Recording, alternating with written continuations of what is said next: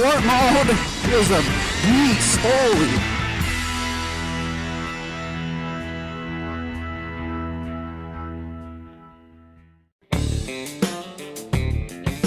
What's up, guys? Two Wheel Ton. This is part 2 of the Harley Davidson Museum in Milwaukee, Wisconsin. Pretty fun stuff. Here we are now on the main floor of the museum. I cut out all the walking downstairs because I figured that's kind of boring and you guys don't want to see that anymore. Anyway, this is a nice little kids area. That motorcycle, you could sit on it. You could kind of like shift gears. It actually had like a suicide shift kind of thing on it. So kids could experience that, and then a little table where they could color at. Kind of neat. I didn't have my daughter with at this point, but if she would have been there, I probably would have stuck her right on that bike and had a good time. But here we go. This is a little exhibit of just Sportsters, which I thought was really pretty cool. This thing here at the end, 57 Sportster, that is so nice looking. That white and gold combination, love it.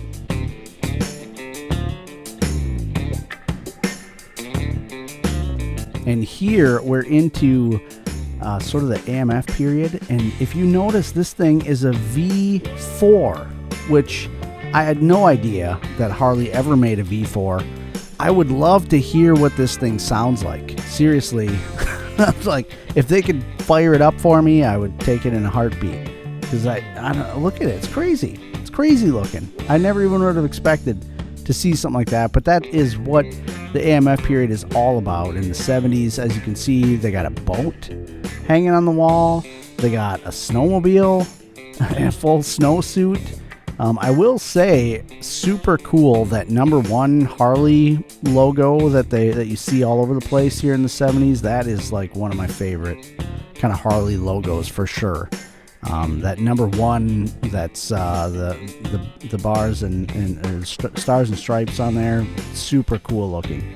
And look at this gas tank. That is awesome. Great American Freedom Machine. Yes.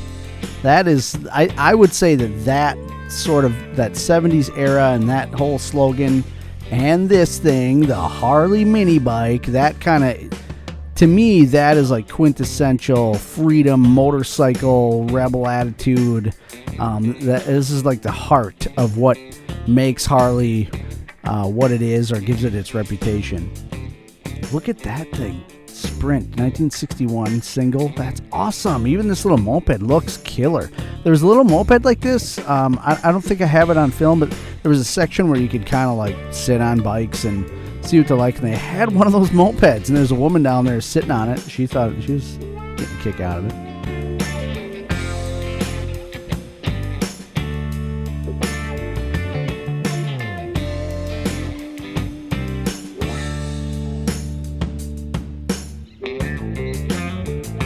In here, I don't think I filmed any of it, but in here they had a whole section with kind of a video playing, and there's a woman sitting there just totally by herself, and the video was pretty interesting. It was really a historical video about Harley, how they came to be, and what happened throughout the years. It seemed pretty interesting, but I didn't want to. That woman kind of looked at me while I had the camera in hand, and I just kind of kept moving along. Here's an interesting exhibit coming up here. This is a sign that I wish I could have in my garage, but I'm sure most people do. But here's this interesting exhibit of a bike completely just taken by the elements. The spokes were just completely gone. So I guess it was like a thing like, here, take care of your bike, or it could end up like this, which I thought was just kind of crazy, kind of weird to have in the museum. And this is all signatures by different riders all over that bike. And here's this really cool photo wall. Super cool. I sat and looked at this for quite a long time. And it's just a bunch of normal people with their Harleys, and a few of the rectangular sections here were actual screens, and they were playing video, and there was audio happening, and it was just little snippets of video also of just people talking about their own Harley and why they ride Harley and what it means to them. Look at that. Look at those people, man, having a blast. And here again, it's totally, it just shows all walks of life on the Harley. All walks of life, men, women, families. Is really cool. Really cool to see. Spent a lot of time looking at that stuff. These drawers are also pretty cool. All these souvenir drawers is souvenirs of different time periods and stuff. Some of it was very like I had seen things around. I at one point, like in my upper teens and then into my 20s, I went to Sturgis pretty much every year for I don't know, about 6-7 years, and so you see a lot of the stuff, a lot of pins and different memorabilia. If you've ever been to Sturgis, you obviously know all in town there's like vendors of everything. I really wanted to get that leather-bound book out of there and take a look. Really wanted to just kind of flip through there. That'd be awesome.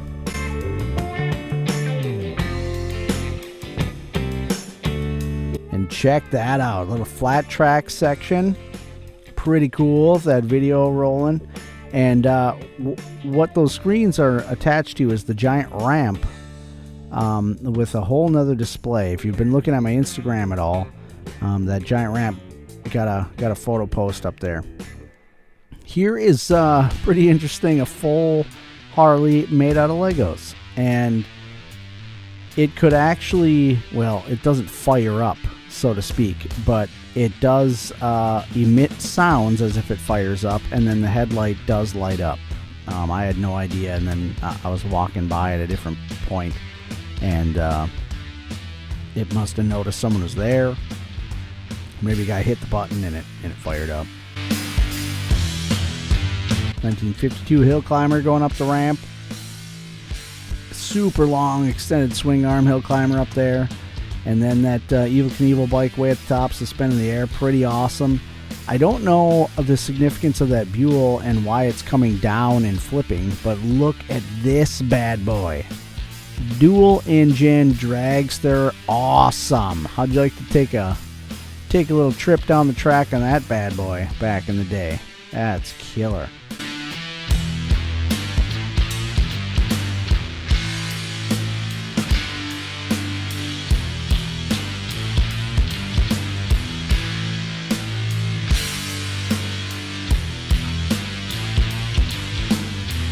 And once again, we've just got huge amounts of bikes everywhere. There's so many bikes of so all different periods. It's hard to even, you could spend days in there. Here's another little section. It's kind of cool. They showed actual bicycles at the time and their different frame designs. Pretty interesting stuff to just look at it and read.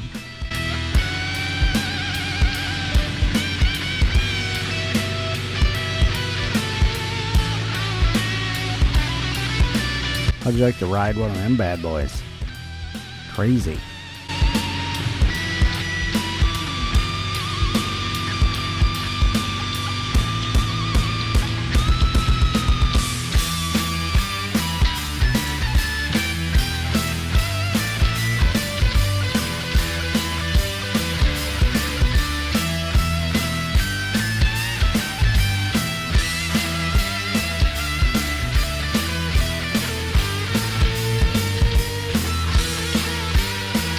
And here, this bike, they're very much talking about the hardtail frame kind of situation and the beginning of choppers. But this thing very much reminds me of the bike and Easy Rider that Dennis Hopper rode. And I really loved that bike. In some ways, that one was more of a favorite of mine than Captain America, which is coming up in the video here in a little bit. But still, just really cool old school chopper. And of course, classic old school bagger. Everybody loves a nice bagger.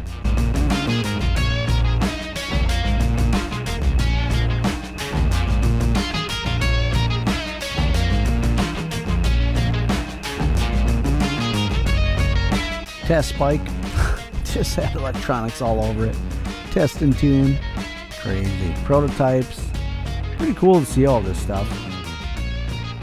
Kind of neat that they let you in, kind of an insider's look at product development.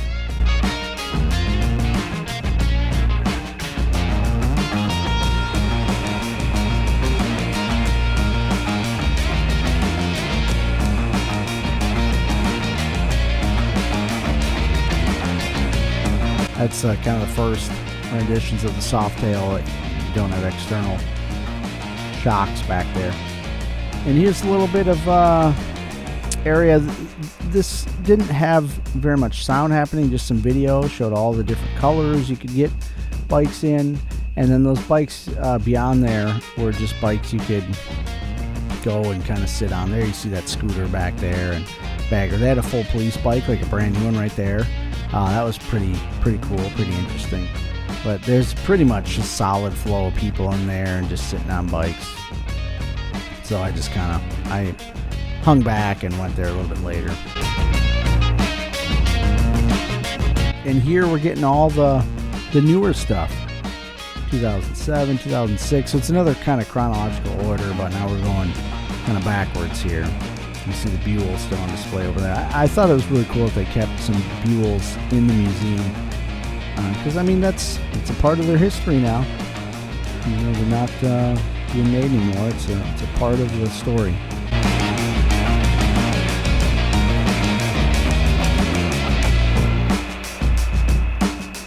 There you can see the Lego Bikes headlight was on.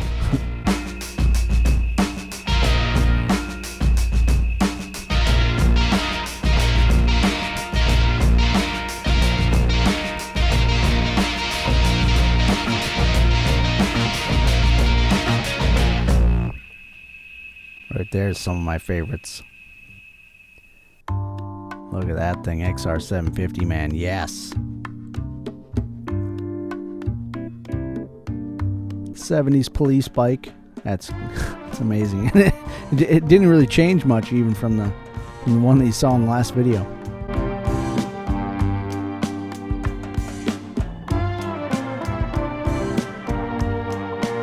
There's that example of that orange with the crinkle black on the tank in action there. Pretty cool. Lots of iron here, man. I mean, you could spend a long time just meticulously looking at bikes.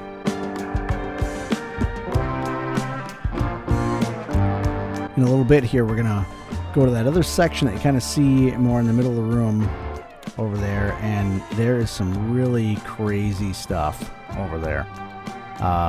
Just really wild, extremely customized stuff.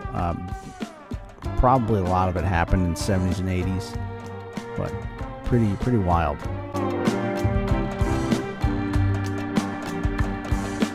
Here's kind of a little display and homage to all the accessories and stuff that they've been coming out with over the years. And here we get the start of it.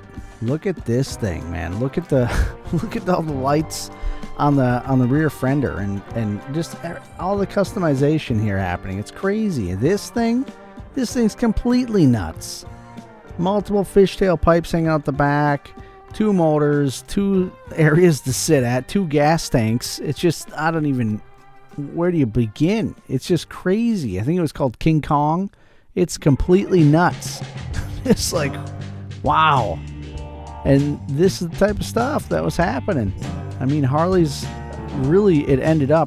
Harleys were a big part of customizing and that whole movement of chopping your bike and customizing it and changing things and making it yours. And I'd say it's still true to this day. I mean, people still do it, not to this degree. I think a lot of the movement has gone towards, off-the-shelf parts that you can just bolt on, but it still happens. Look at that wild exhaust. And this whole thing with the round bar back there, just all for decoration. Like, you're not putting anything down there to like store it. I don't know, pretty ridiculous, but pretty cool and interesting to look at. Here's another one. Wow. I can't help, I don't know what it is about some of these, especially this with stuff just all over it. I mean, very obviously It's all American, but it reminds me of something I would see in the Middle East, perhaps, where somebody just went nuts on decorating it. I don't know why. Chromed out bike. You know, at one point in time, that was a big thing to just chrome out everything. And here we go, guys. T2 Judgment Day bike. This was awesome to see. I'm obviously of the generation where T2 was like amazing, like blow your mind, special effects and all this stuff. Terminator was cool. Arnold is awesome. This is one of the 3 bikes used in the movie. So that was very cool. To the left of it there on screen, Captain America from Easy Rider. Also like very cool in my book. Loved that movie always as a kid. But unfortunately, this is a faithful reproduction. This is not the actual bike in the film, but still pretty cool to see.